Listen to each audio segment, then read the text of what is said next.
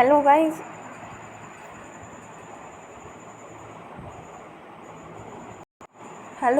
मैं खुशी कुमारी physics world chapter पढ़ाने जा रही हूँ। तो ये 11th का फर्स्ट चैप्टर है। मैंने नोट्स तैयार कर लिया है। ये है फिज़िकल वर्ल्ड। इसके दो टाइप्स हैं, internal world and external world. Science क्या है? Meaning of science is organised knowledge.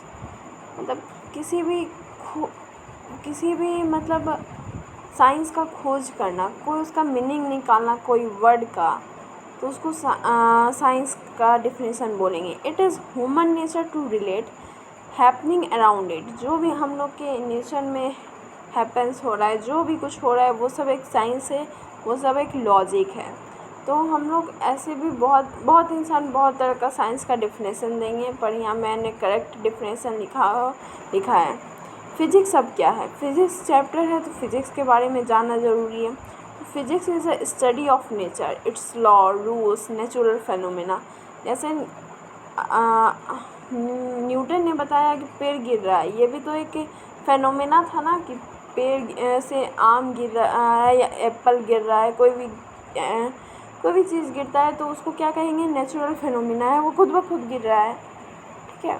अब टेक्निकल मीनिंग और टेक्निकल डिफिनेशन ऑफ फिज़िक्स, तो वो क्या है? तो physics is measurement of calculation. किसी भी हम लोग मैथ्स के जैसा ही फिज़िक्स होता है, जैसे इसको कहा गया है मेजरमेंट ऑफ कैलकुलेशन।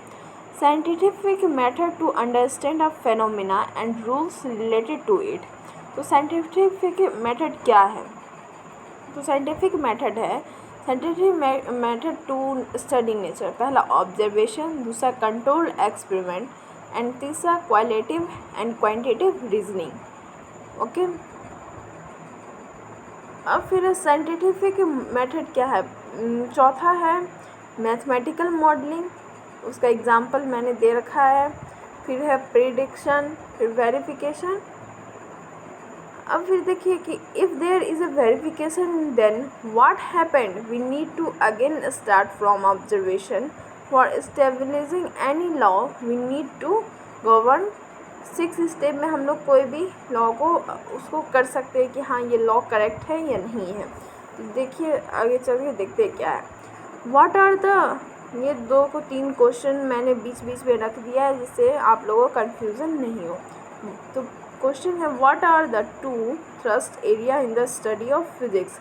पहला यूनिफिकेशन। यूनिफिकेशन क्या है? Attempts are made to unify fundamental forces of nature in pursuit of unification. और reductive attempts made in physics to explain a microscopic system in terms of its microscopic constituent.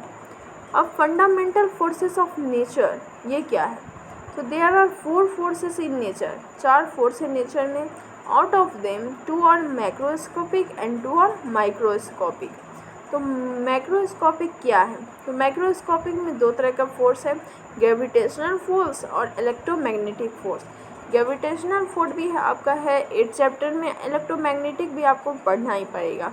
Microscopic में क्या आता है? Strong nuclear force और week nuclear force. अब electromagnetic force क्या है? Electromagnetic force क्या है? तो द इलेक्ट्रोमैग्नेटिक फोर्स वो हम लोग आपको एकदम मेरे वीडियो को प्लीज़ लाइक एंड सब्सक्राइब ज़रूर कीजिए, जिससे मैं आगे भी वीडियो डाल सकूँ। तो please share it and like it. The force acting between 2 electric charge at rest is called electromagnetic force. इसके प्रॉपर्टी भी मैंने दे रखा है। इलेक्ट्रोमैग्नेटिक फोर्स में भी अट्रैक्टिव और रिपल्सिव। इलेक्ट्रोमैग्नेटिक फोर्स अट्रैक्टिव भी हो सकता है और रिपल्सिव भी हो सकता है। It obvious the inverse square law. ये इन्वर्स स्क्वायर लॉ, ये स्क्वायर लॉ पे डिपेंड करता है। It is long range force and does not require any medium for its operation. देखिए मेरी राइटिंग थोड़ी सी ख़राब है, इसलिए मैं आपको बोल के बता रही हूँ। It is conservative force. It is 10 to the power 36 time stronger than gravitational force. ये क्वेश्चन अक्सर एग्ज़ाम में आता है। ये 10⁻36 टाइम्स स्ट्रॉन्गर होता है ग्रेविटेशनल फोर्स से।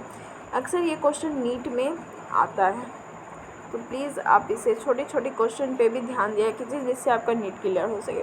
ग्रेविटेशनल फोर्स क्या है? It is the force of mutual to bodies. ये क्या है? अट्रैक्शन बिटवीन टू बॉडीज़ होता है कि जैसे हम लोग उधर, जैसे आपका फोर्स इधर से लग रहा है, ठीक है। अब मान लीजिए आप ऑब्जेक्ट ए हैं और आपका फ्रेंड ऑब्जेक्ट बी है, इधर से फोर्स लगाइएगा आप, उधर से वो भी फोर्स लगाएगा, तो दोनों में से मतलब आप चाहे एक बॉक्स को खींच रहे हैं, दोनों में से पुश कर रहे हैं, ठीक है, तो दोनों की तरफ तो एक ही अट्रैक्शन लग रहा है, फोर्स लग रहा है।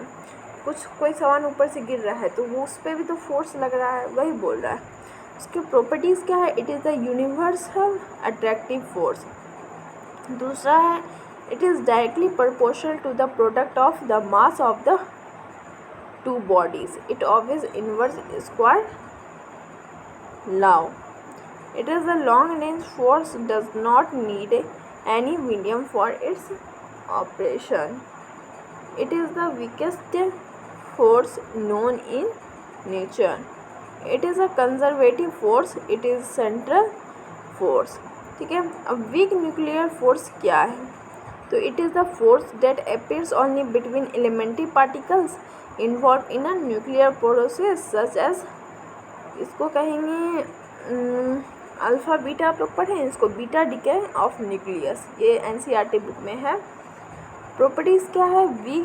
Weak nuclear force is 10⁻25 times stronger than gravitation interaction.